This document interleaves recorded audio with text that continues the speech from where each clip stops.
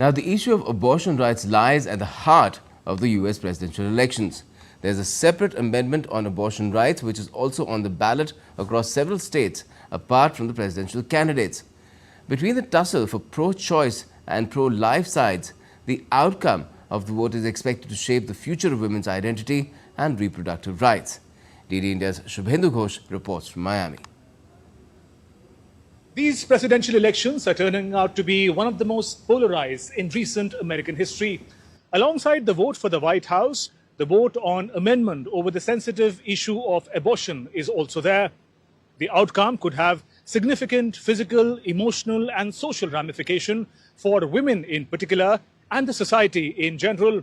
One side, pro-choice, believes it is about the fundamental right of women over their own body. The other side, pro-life, says they are fighting for the rights of the unborn child.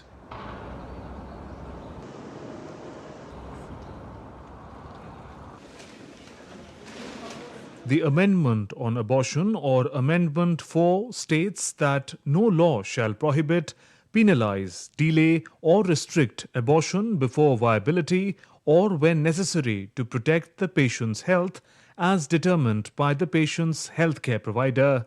It's been a contentious issue really for decades, since the 1980s and the 1990s. But I think what made it really come to the fore in this election was the repeal of the Roe versus Wade decision, Supreme Court decision, which had allowed abortion access all across the United States. When that decision was overturned by the Supreme Court, each state could decide for itself, and it threw the issue back into the public sphere. As early voting continues across Florida and other states, voters appear divided over the issue of abortion.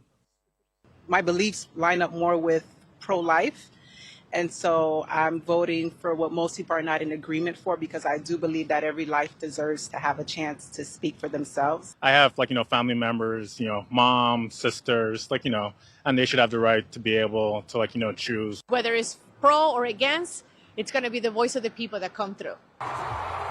Last week, Kamala Harris took a detour from the barnstorming the battleground states with stops in Texas, a conservative state that was first to implement a near-total abortion ban.